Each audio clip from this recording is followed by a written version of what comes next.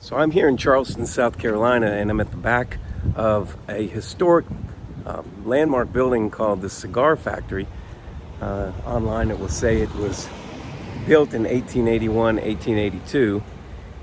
You'll have to be the judge of that. But when we look at it, it's really interesting because it's actually a signature Mudflood building. I'm going to flip this around so you can see.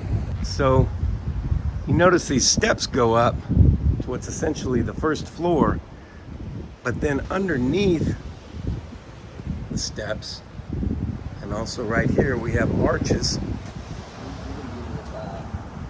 that were original tops of windows, just like the windows that were above them.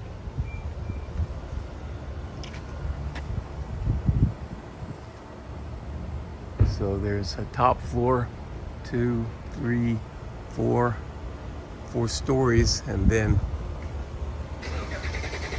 what was originally a lower story, as these windows went well down below.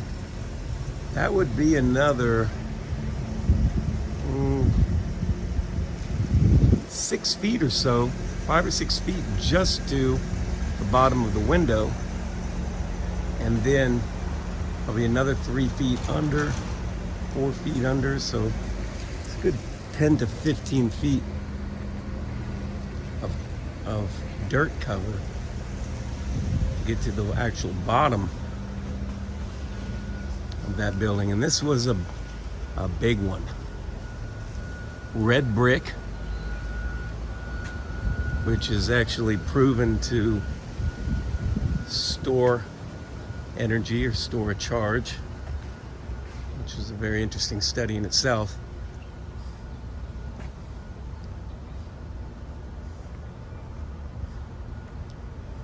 But they just completely covered these up. And that is a splendid example of what is known as a Mudflood building. If you haven't heard about that before, just do a search online for it.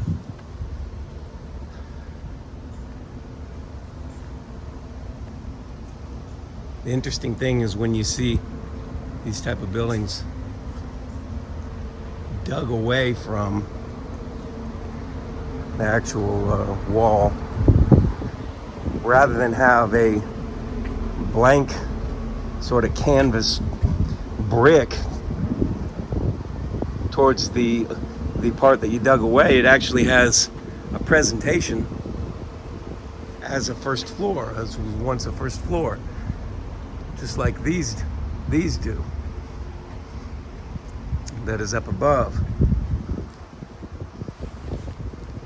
can see that that's different brick put over that enclosure.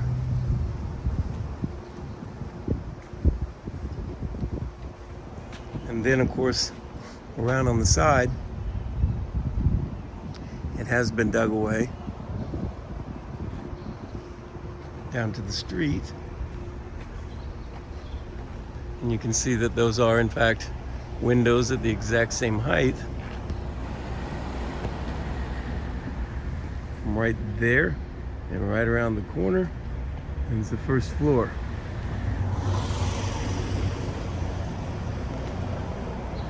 Now some might say, well, yeah, they just made the street higher, but the street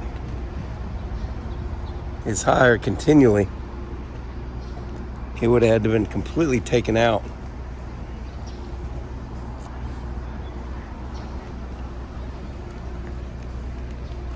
So that's an actual great example of a Mudflood building, and that is a very, very old factory, a very old building. So I thought that would be a prime example to take a look at. But Charleston, is being an old city, is full of buildings like that.